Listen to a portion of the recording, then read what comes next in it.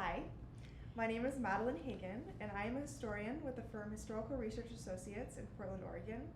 Today, I am interviewing Pat here on behalf of the Historic Trust for their Officers Row Memories Oral History Project.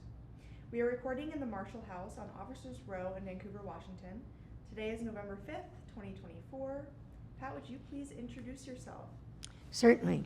My name's Pat Jollota. My first job here in Vancouver was in the Marshall House, or the Grant House, as a curator. And I was, when they turned the Grant House into a restaurant, they turned me into a politician.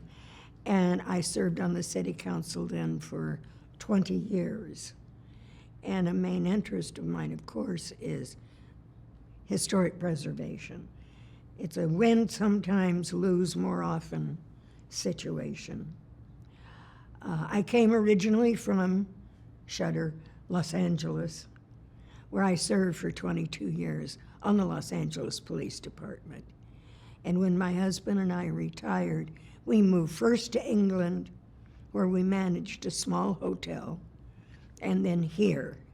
We had bought land here in 75, but we moved here in 82.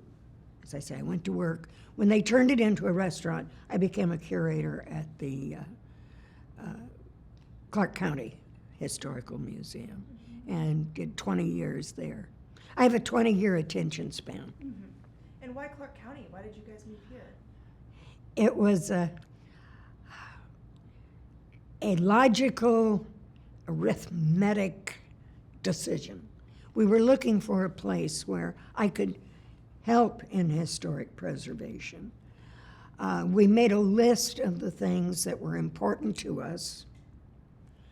I had watched Los Angeles destroy its past and what it became. And I wanted to go somewhere where maybe I could help stop that. And it took us 2 years to find Vancouver, Clark County. And we came up here in 75, liked it, loved it, in fact, and bought some land, bought 12 acres up here, and then went back. What preservation potential did you see in Vancouver and Clark At County? first, downtown, it was ugly. It was dismal. It was card rooms and pawn shops and bookstores and taverns. But you could see the bones of a beautiful city there. It just takes a little work. And once I was on the city council, of course, I realized how hard that is to do, but how necessary it really is for the soul of the city where we are. Tell me about when you started working for the Clark County Historical Society. How did you enmesh yourself in Clark County history? Oh, well, of course, as I said, I started out at the Grant House. Yes. And a gentleman named David Fries was the ED of both museums, just the Historic Trust. And he encouraged me, number one, to find out about the Grant House, about the house. So I studied that in depth so I could lead tours through that museum. When it closed, I went to the Historical Museum with David Fries. And we had the entire collection of Columbian newspapers at that time. Hardbound, great, huge volumes. And so when it was slow at the museum, I would go downstairs, grab a year, bring it up, and read the year. It was slow. I mean, museums are not hives of activity. So I began to know the people and know the enmities, know the quarrels, know the romances, the joinings, how things worked. And I read year by year by year by year. And I felt almost like I knew people. And then, of course, we had the museum's photo collection, which is marvelous. So I could look at the photos and identify. Gradually, the stories began to form whole stories. So I wound up writing 8 books about Clark County, Vancouver, Camas. It's a fascinating story here. What's so fascinating about it? It's one place. We had Lewis and Clark here. We had the Hudson's Bay Company here. We had the Army here. We were a part of the end of the Oregon Trail here. We had the Native Americans here. We had the French coming in. All in all, just layered in one place. Just one place with all the history occurring right here. And how it interacted. Mm-hmm. And how did Officers Row in Fort Vancouver fit into that mix? Well, number 1, it was gorgeous. Number 2, I'm working on the row. And it was a growth of the Army here. The Grant House is a log cabin. We see here this magnificent mansion for the commanding officer, and then another one for O.O. Howard House. And the house, you can see photographs where the log cabins are removed and houses are put in. The houses, you'll notice, are very far apart. And that's so you could not hear a baby cry. But the laundresses, wives usually of enlisted men, and the hard life they led, the life of women on the row to begin with. And then as the post grew and the hospital went in and the airfield, as we moved on to more modern means of transportation, Pearson Airfield appears. And at first it was civilian, anybody with an airplane was good there. The Hudson's Bay Company went away. The fort, with them the Hawaiians. We had the largest Hawaiian settlement outside of Honolulu, right here in the historic reserve. I mean, it's just a lot more than Los Angeles had. Los Angeles was, okay, Spanish. Then it was American. Yeah. And did you view, when you first started working at the Grant House, did you recognize the importance of Officers Row to the greater Vancouver community? Not at the very first. I only realized it when we were threatened with the loss of it. That the government was going to auction them off one at a time. And there's this wonderful panorama of houses and trees and lawn and the space between, the open space between these marvelous houses. And the story that the little houses were for, well, little, but for the lower officers. And then as you climbed in rank, you got a better house and a better house. And that was really brought home to me. My son was a commander of aviation at West Point. And although he was a warrant officer, he got a colonel's house, which I thought was wonderful. So, and I loved visiting West Point. And there again, that military history. We were, from here, the first troops to fight in Asia, left here under the command of General Anderson. So we have a General Anderson Park and street, and nobody knows who the heck he is. But he led them to the Philippines. So from that time on, the Spanish-American War, the Civil War, all of that history and the troops here were involved in it. We had a prisoner of war camp here in World War II. Mm-hmm. Just, you made a mistake of asking me what I find so fascinating. It's so fascinating. And when you mentioned being faced with that loss. Can you go into detail about or the potential loss? What was going on at the time? There were others like me. Unfortunately, one was Don Bunker, congressman, and the other was the mayor. Wait just a minute.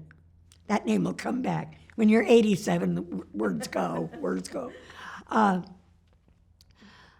I joined Don Bonkers. He formed a little committee to pressure the government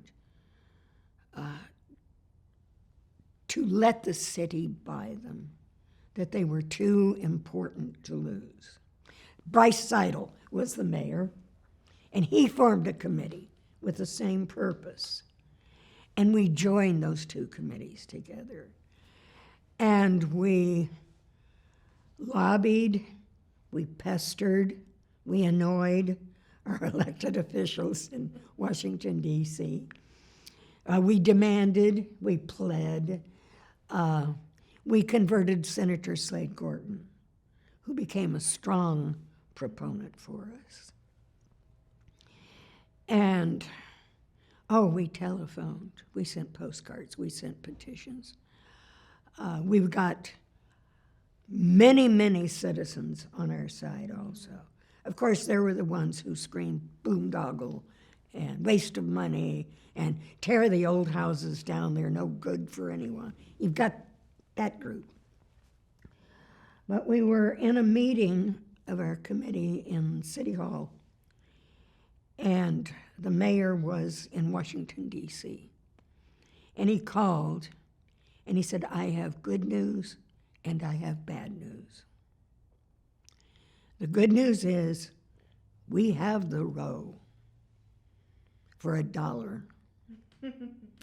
The bad news is we have the row. We have 21 white elephants marching nose to tail down Evergreen. And now our challenge is what to do with them.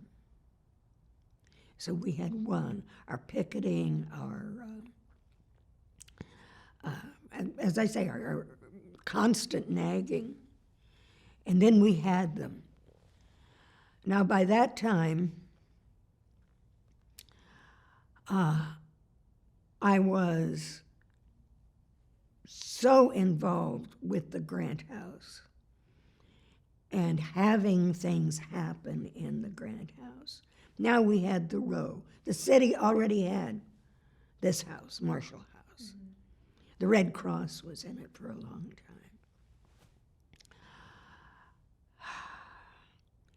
And we started having public meetings, the kind, we had the post-it on the wall kind of a thing for what you want. And there were many suggestions for the row. One was to move all the houses in a circle, so they'd be easier to walk to. They wouldn't be so far apart. There were those who wanted them all museums and shops and restaurants and that sort of thing. So what it came down to was the city had a choice between high income, high risk, or low income, low risk. And that's what they decided to do. That's what they went for, to turn them into commercial spaces, residential spaces, get the lower income, steady income. Because we had 21 white elephants that needed repair and restoration. Mm-hmm. Well, they decided that the Grant House Museum should be a restaurant. No, at first, not a restaurant. A high-end men's club was the first. Well, they found out that Vancouver really isn't ready for a high-end men's club. That's not our style here. So it switched over to a restaurant. And I protest. I went to city council meeting. What are you going to do with the collection? We have this wonderful collection of military in that museum. We have things that Grant used while he was here. What's going to happen? You can't do that. This is the oldest house on the row, 1849. You're going to turn it into a restaurant. Well, I was treated rudely, actually. And I came home from a city council meeting, and I'm throwing things. I'm so mad. Throw my purse down. And my husband said, hold on a minute. Don't take it out on me. If you want to change policy, you have to be a policy maker. Oh. Yeah. Okay. And I went to the next city council meeting, and a wonderful lady, Rose Besserman, came up to me and she said, Pat, we're not discussing the row or the Grant House tonight. And I said, I know, I'm not a single issue person. It was something to do with the police department. And she said, well, until you're on city council, you're always a one issue person. Second O. So I ran for city council. I lost. Being a political naive, I ran against an 8-year incumbent male Baptist minister.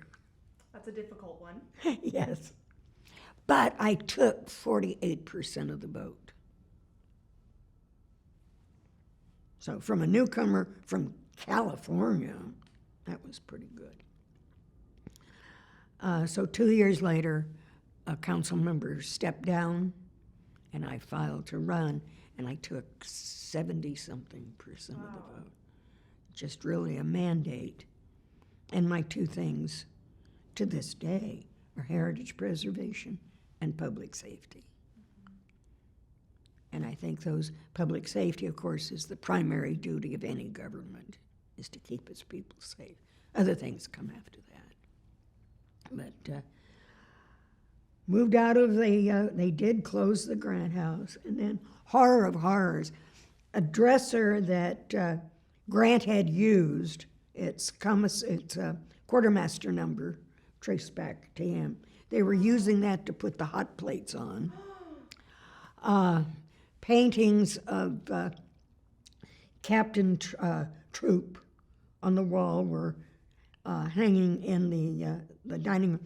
They had taken, subject to all of the oils, the volatile oils that are in where you're cooking, and they took all of the military brass and polished it to an incredibly high glow, which of course removed.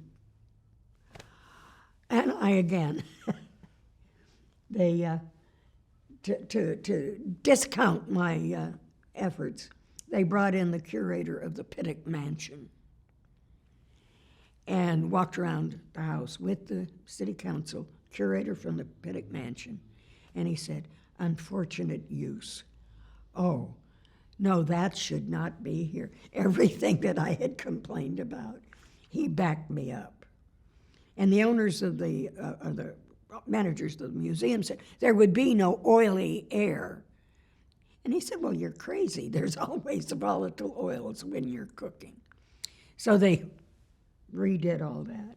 That made the papers. I think that helped me get elected. Mm-hmm. So 20 years later, I thought, I'm tired. Mm-hmm. I have a 20-year attention span. I'm done. Mm-hmm. So when the city gets 21 white elephants. Yes, that's what we had. What do you do with funding? What happened? Oh, you get grants. You hijack funds from other sources. Mm-hmm. I don't know if some of them were legal, really. There are laws to how you handle it. Donations. We had, that time, had some wonderful philanthropists in our community. Ed Lynch, George Propstra, Robert Hidden, these people who wanted to preserve what we had, the beauty. And important Vancouver families. The very important Vancouver families. And they helped. First thing was roofs. That was the first thing. And, oh my goodness, then there was a controversy over the color they should be painted. And you'll notice the way they are painted, the Army repainted theirs on the opposite. From the base paint to the trim, they did the trim to the base paint. So it's this, being here is almost like living in a postcard. You step out on the porch here and you see this vista of this great parade ground. And you can't see the fort from here, but you can see the barracks and the trees and the magnificent trees. The original trees were planted by Native American prisoners of war. So there's another part of it. As they aged and died, they were replaced by various groups, by schools, and there are little plaques under them that show who was responsible for that tree. And now they're mature trees. It's a unique place. It's a unique place. Vancouver is a unique place. Yeah. Was there any, before the rehabilitation project, was there a historic preservation community in Vancouver? The Historical Society, basically. Yeah. It was private owners. Vancouver was a very small town in 1942. Yep. In 4 months, we went from 18,000 to about 43,000 because of the shipyards. The people of Vancouver thought, this is great. They're all going to come in, and just like World War I, they're going to be here for a year or two, and then they'll go home. Great, grab the money. Well, the war lasted longer, and the wages were so high. I mean, $1.75 an hour. Wow. And you could buy a house in 5 acres for $5,000. And so they began to settle, and their kids started school here. They had kids, they married, all of those things. They stayed. At the end of the war, many went home, but many more stayed. And they weren't particularly interested in the history of Vancouver. They were here for a job, schools, houses. They didn't care. Their children were taught the history of where their parents came from, because the parents didn't care about here. So that was all lost. They grew up, became elected, became leaders, started businesses. And when it came time to preserve an area, there was no interest. It was old. Get rid of it. They tore down 40 acres of the homes of the leaders of Vancouver without even thinking, just leveled them, thinking that they would quickly fill with factories and buildings. Well, they didn't. They didn't, but that wonderful history was lost. And so much was lost during that era. Then as their children matured with a love for the town, there was the complete opposite. Now these kids knew Vancouver history. They knew what their parents did when they were kids here. And the interest in saving it became greater. And people like the Hiddens, whose family were pioneers. And do you think that the rehabilitation of Officers Row inspired anyone in the Vancouver area to become historic preservationists, or do you think that there was a renewed interest in the historic fabric of Vancouver? I think there was a renewed interest. It undoubtedly inspired others.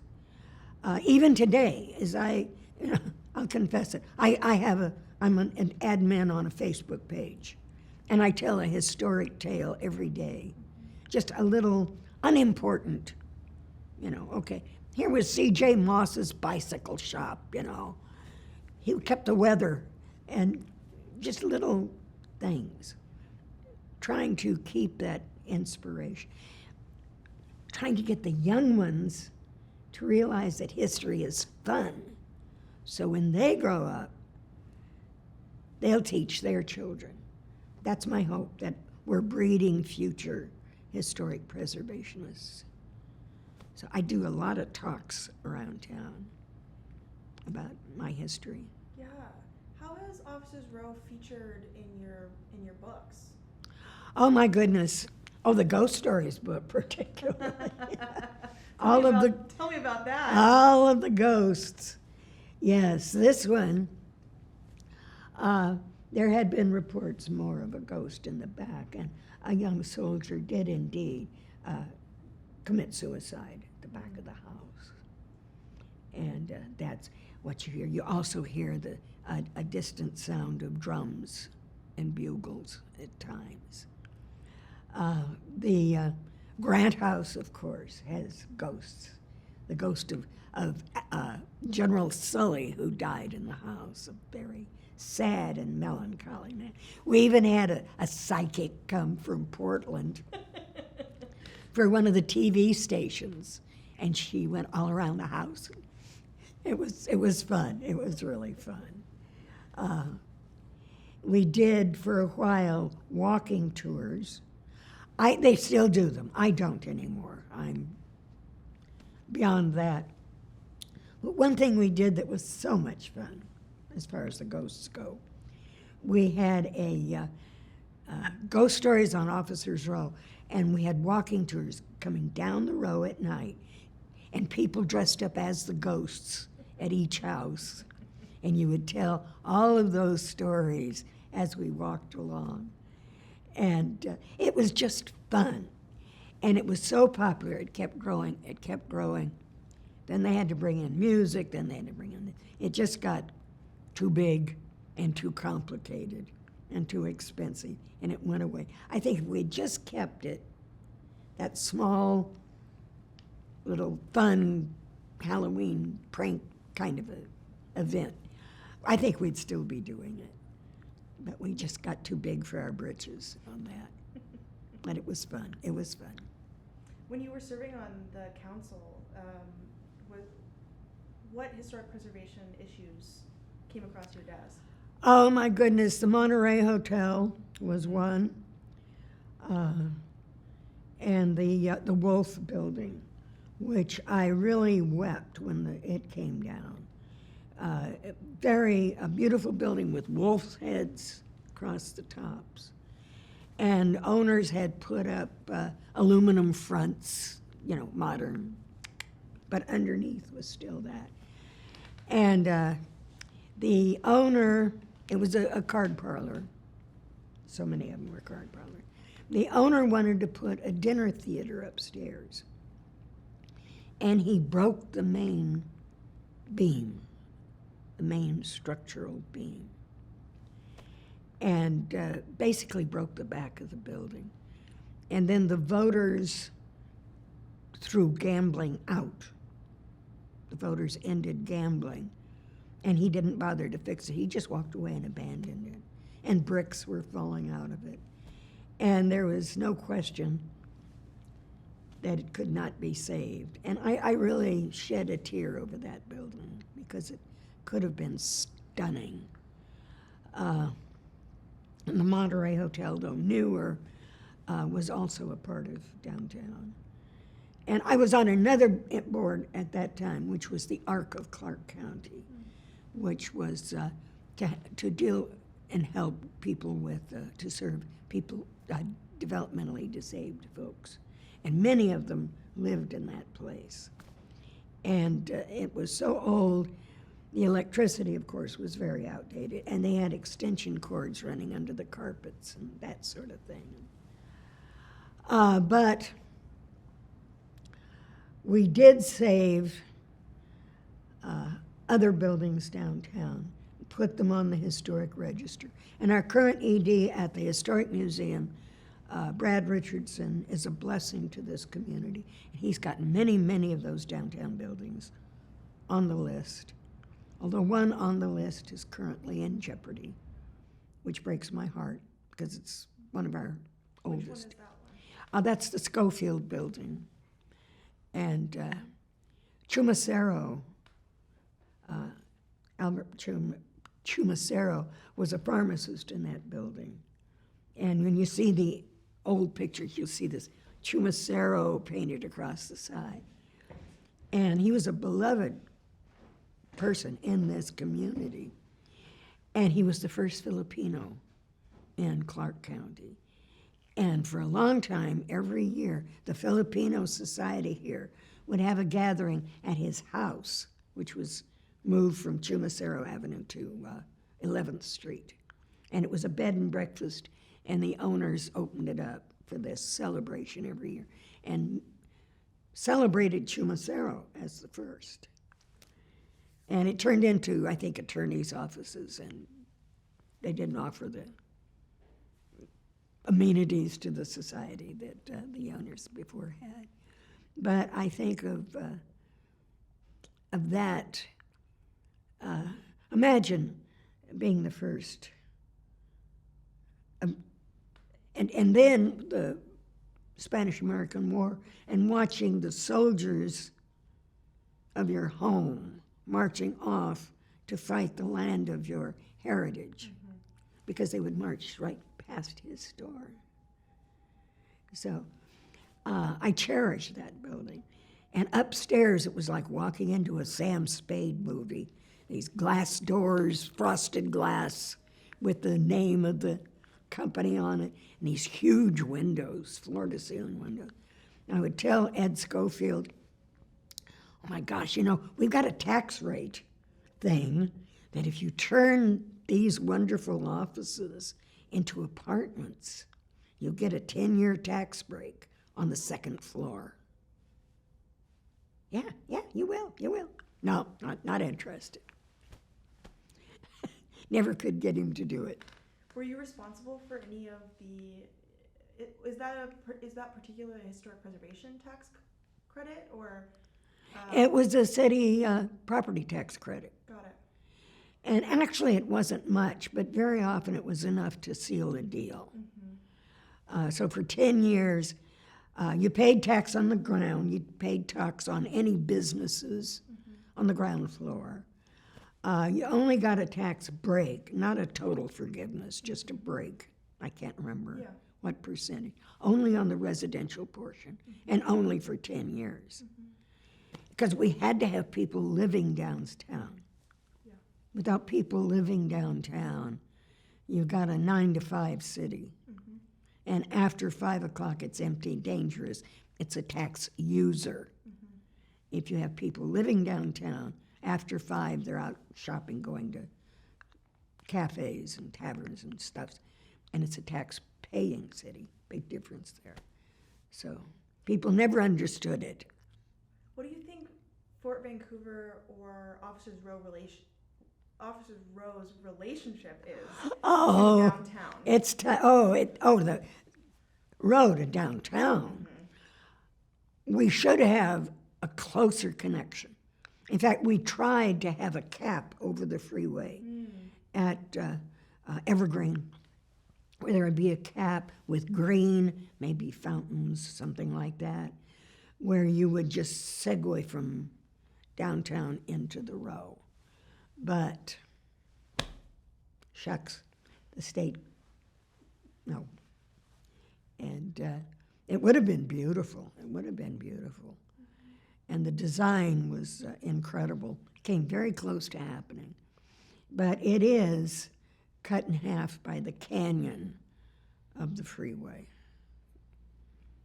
And in fact, at the end of the row, there's another ghost of a Native American woman who sits and cries and weeps.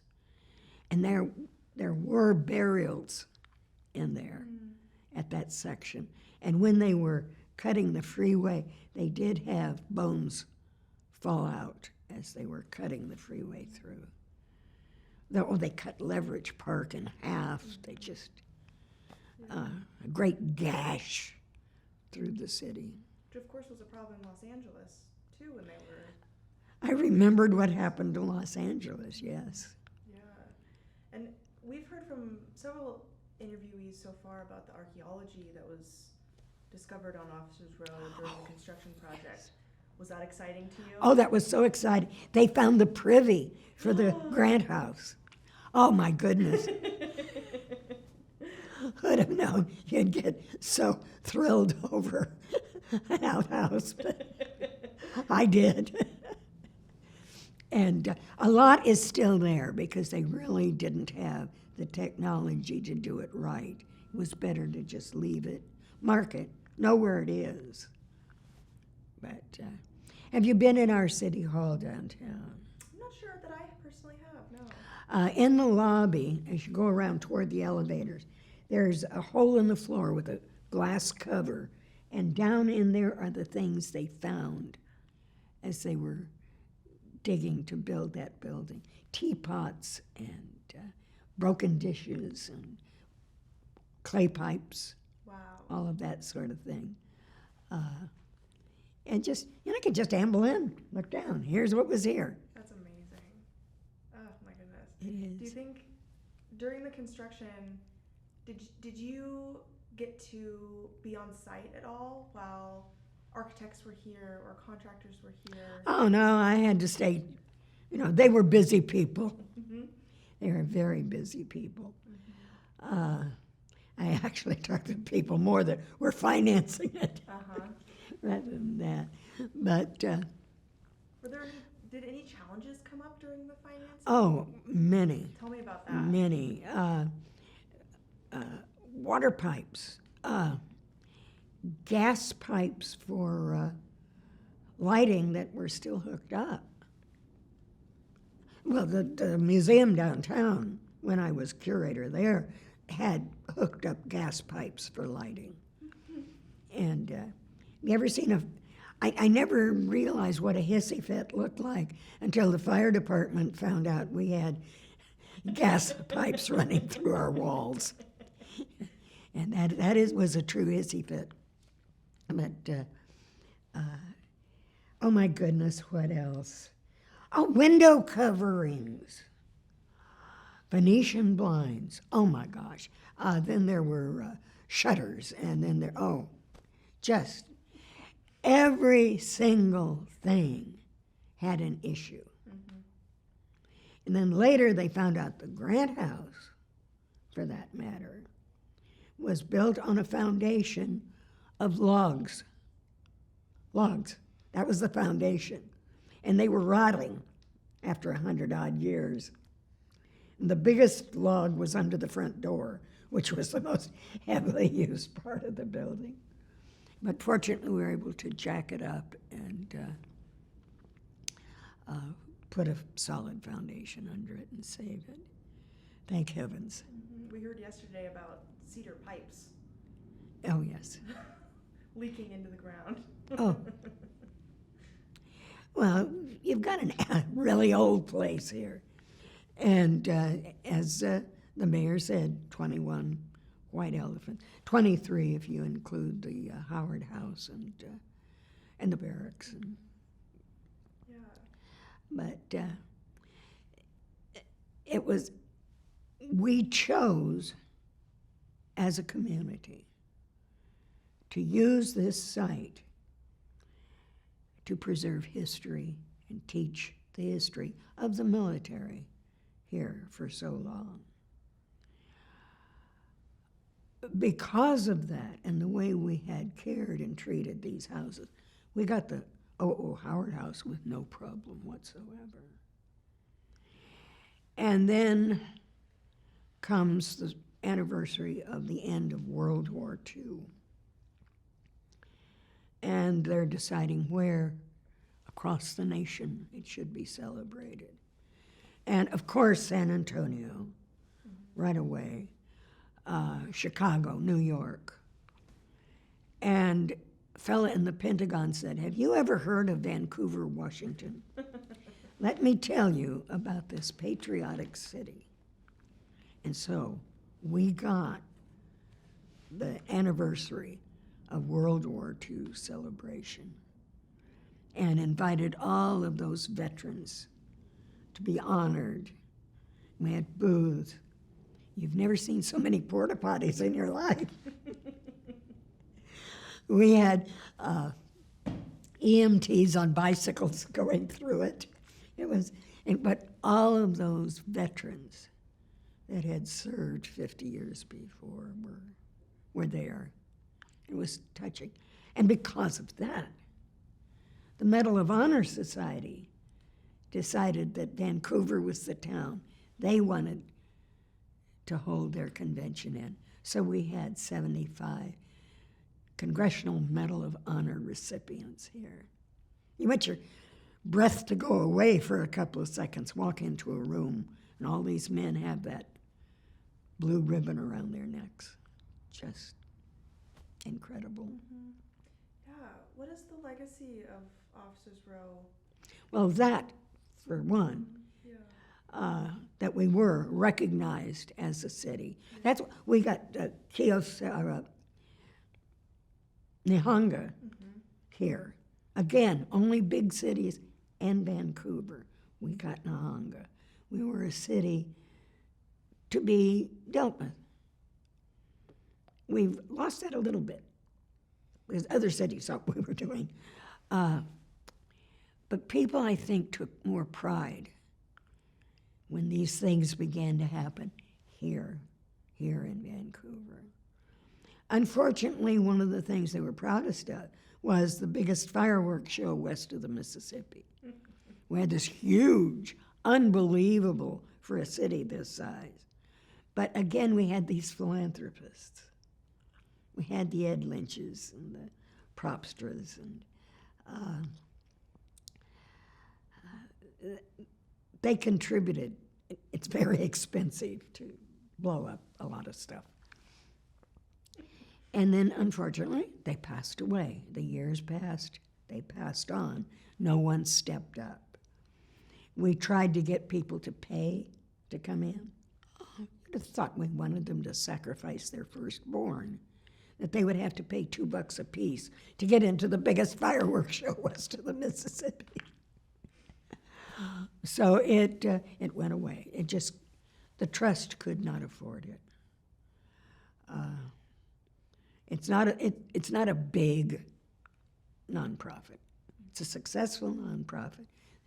And our low risk, low income policy has kept the trust going because it's a steady income. People really want to live on the row. Yeah. People really want to live in the barracks. And it's the quietest, safest place in town. Mm-hmm. What do you envision, how do you envision the future of Officers Row? Oh, in my heart, I see it continuing to survive, to be maintained.